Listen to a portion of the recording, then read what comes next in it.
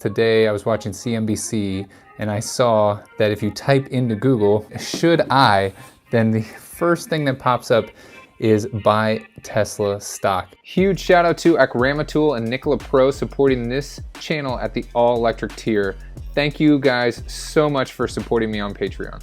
Obvious answer is yes, I am not a financial advisor. I do own Tesla stock. That shouldn't, if you are a subscriber to this channel, thank you by the way, and that shouldn't be a big surprise that I am a Tesla shareholder. Everything that I say to you now is my opinion, and you guys need to make your own investment decisions. With that being said, Tesla stock closed today around 748. What a lot of people are saying is the stock was just driving up because people are jumping on the bandwagon, and frankly, I disagree. What we're looking at here just for 2020, first of all, the Model Y.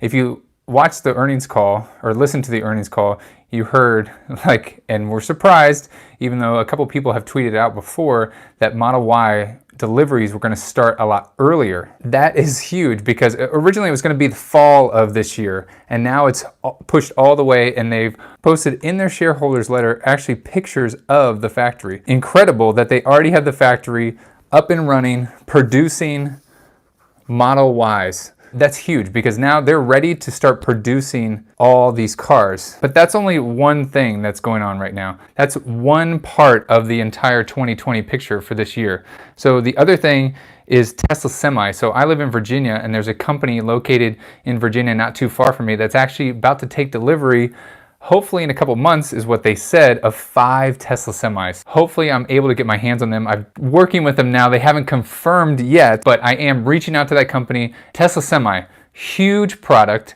and they took a lot of slack on the earnings call. Some of these analysts were asking, well, why don't you start producing a Semi? And that's because, as you and I probably know, they're limited on batteries. So if they come out with a Semi, they're going to have to, if they start producing more Semis, then they're going to have to reduce the number of Model 3s or the number of Model S or X that they're producing. So those are 2 products coming out this year, which just those 2 products alone, for me as an investor, would make me want to go into the stock, because I'm like, those are 2 products that people are really red hot about. Commercially, the Tesla Semi is going to be a huge product because fuel is such a huge cost for some of these delivery companies. So the next product I want to talk to you about that's coming out again this year, and it's already started rolling out, solar roof or the solar shingles. Tesla is still selling the regular solar panels, which I'm not a fan of because they don't look great. And so that is another business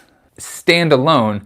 If that was its own company creating this beautiful solar roof product that people could put on their roof and make it, your roof becomes alive. So why wouldn't you want a roof that makes you money? The next product, again, is power walls and power packs. The power walls and power packs are going to get ramped up this year because they're going to have more battery capacity coming out of Nevada.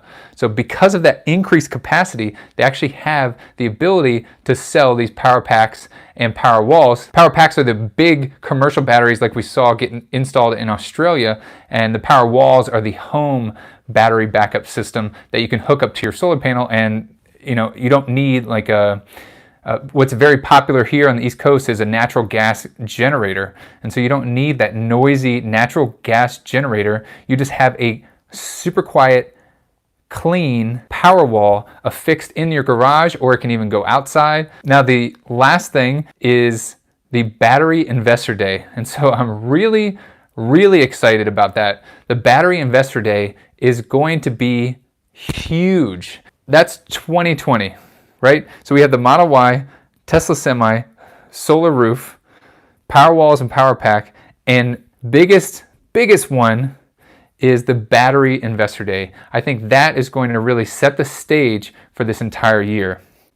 So going into Model Y production has already begun, right? So the Model Y, they've shown pictures of the factory. We're actually going to get deliveries starting in just a couple weeks. They've said the first week of March is when they're actually going to start delivering cars. The Model Y is going to be way more popular than the Model 3. The Model 3 is a popular car, but it's a 4-door sedan. And there's many people in the US that just don't like the sedan. They don't like sitting low to the ground or driving low to the ground. They like sitting up high in their big SUV. So this car is going to appeal to them, although it's also great for Tesla because it's something like 80% of the parts are exactly the same. So it's a different driving experience, like Drew said on the earnings call, different driving experience, but it's also functional vehicle in that it doesn't have a traditional trunk like a sedan. It has a hatchback similar to the Model S and the Model X. So those are two huge bonuses for the Model Y, and why I think it's going to sell a lot more than the Model 3. But again, this all hinges on that battery investor day because they need to scale batteries, because right now they don't have, pallets and pallets of batteries laying around in Nevada. Every single battery that they produce is going into one of their products, whether it be the Semi, the Powerwall, Power Pack, or the Model 3, S, or X. Now next is the Semi. So the Semi is going to be a huge business with the implementation of these fully electric vehicles now delivering goods and services. I think we're going to see a decline in the cost in delivering goods and services. If you're just talking business here and just business, you're going to want to save money.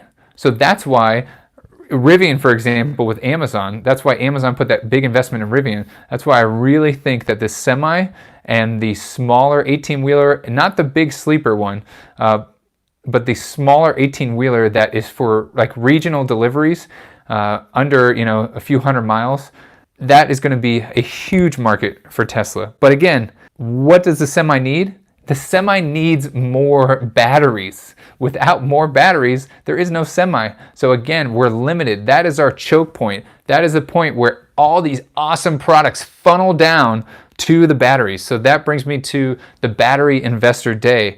And so where are these batteries coming from? And what is Maxwell? How is that company going to play into what Tesla has planned for the future of batteries? Are we going to see something like next generation tech where it's like a dry cell? According to Maxwell Technologies, they had a PowerPoint slide where it would actually double the range. And so that's where we're going to get, I think, and we're going to see the 1,000,000-mile battery along with range increasing, probably doubling. And that is just going to completely blow other auto manufacturers like GM and their Bolt. The reason why you don't see a ton of those out is because they can't produce enough because they don't have the batteries. That's the limiting factor of all these other EV manufacturers or these other manufacturers who are also producing EVs. All these other manufacturers are 2 to 3 years out from producing a mass market car because they could get out, let's say 30,000 cars a year, and they're getting their batteries from LG Chem. It's not a mass market car where a lot of these analysts, and it drives me nuts when they get on CNBC and they're like, well, the Tesla killer is coming. It's like, yeah, but when the Tesla killer comes, how are they going to get enough batteries to produce all these cars? Well, these OEMs can, these auto manufacturers like Volkswagen, they're used to making 1 million, million or plus cars a year. So they're just going to completely just annihilate Tesla. But they don't have the batteries for these fully electric cars, nor do they have the powertrain technology, which the batteries and the powertrain technology is what I think we're going to see on the Battery Investor Day. Let's switch now to Solar City, or the solar portion of Tesla, what used to be Solar City, and that's the solar roof, the solar panels, and the Powerwall. As prices come down for the solar roof, I think I see demand for the solar roof going through the roof. Prices right now, I think, are really, really high. I actually have my estimate that I got for my house, which is not a big, but just a normal single family home. Price estimate was around $50,000. That's a lot of money. $50,000 to get the solar roof, not the solar panels. The solar panels from Tesla, which again, my roof is not a kind of a flat surface. It's not a great spot to put solar panels, so it would have to be kind of mismatchy because I have a lot of peaks on my roof, and that was going to be around $30,000. And so for $50,000 for the solar roof, that seemed so high to me, like $50,000, where I could get solar panels, which looked hideous in my opinion, even though Tesla does a great job putting them very low profile close to the roof, and they have these beautiful plastic angle pieces to make it look like, you know, the solar panel is resting right on top of the roof. I don't think at $50,000 many people are going to invest besides those people that got the first iPhone, you know, or waited in line for the first iPhone. I really think that a lot of the people are going to start to buy into the solar roof when you see prices drop in half. So for example, for my home, if prices go to, let's say, $25,000 from $50,000, I think you're going to see a huge market just kind of pouring into that solar roof, which Elon has alluded to in a couple shareholder meetings. As production starts to increase at the Gigafactory in New York, up in Buffalo, I think we're really going to see how the price is going to continue to fall. And then, you know, regular residential homeowners like myself, it makes sense, because right now at $50,000, I calculated the break even was something like 11 years. And that's because here in Virginia, we have really, really cheap electricity at 11 cents a kilowatt. If you're in California right now, you have probably, you know, 22 or more, so probably double. So it's going to take, what's my 11 years is going to be half the time for you in California. And I think that's why they're selling so many of those rentable solar systems where you can get, you know, it's kind of like one size fits all. You get a small, medium, and large, and it's $50 or $100 a month, or I forget what it is, but it basically, that really does, as Elon has alluded to, prints money for you, and it just sits up there on your roof, and you just rent it right from them. Powerwall associated with the solar roof, I think, is going to be a really big market. But like I said, I want to see what happens at Battery Investor Day and see if they can really amp up the number of batteries that they're able to produce out of Nevada. Battery Investor Day is going to be very telling on the number of batteries, because we need way more batteries for the Semi, for all these exciting products that are coming out in 2020. And so all that being said, I want to wrap around to where we started. Should I buy Tesla? And if you know, I'm not a financial advisor, and my opinions are my own, and I am not giving you financial advice. But yes, I am a Tesla investor, and I have been invested for many, many years. And I also invested in Solar City, which converted to Tesla stock. And so I think, yes, if you're on the fence about buying Tesla, I would buy it. Just the product roadmap is the most exciting product roadmap of any other company. Like, name one other company with a more exciting roadmap. There isn't one. There is no other company out there with a more exciting roadmap. And that's only what we just covered was just this year, just 2020. Now that I've talked about the product roadmap, I want to switch gears and go just talk about the stock market.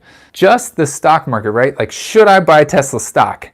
The S&P 500, so the 500 biggest companies in the US. Tesla is one of the top 100 biggest companies, but they're not in the S&P 500 yet because they haven't been profitable. They haven't been profitable for long enough. So if they achieve profitability during Q1, then most likely they will be included in the S&P 500. Okay, so you are a huge Tesla fanboy and you bought Tesla stock. Why the hell do you care about the S&P 500? Doesn't matter, right? Wrong, because when Tesla gets into the S&P 500, there is going to be a huge uptick in the Tesla stock price, because so many institutional investors are required to buy that as part of their portfolio when they're trying to match the S&P 500. And also, if we have this big short squeeze, it is going to just create, like, you are grabbing the ketchup bottle and squeezing as hard as you can, and it is going to go straight up. As always, guys, thank you so much for watching. If you like this video, please give it a thumbs up, share this video with a friend, and don't forget to hit that subscribe button. I will see you guys in the next one.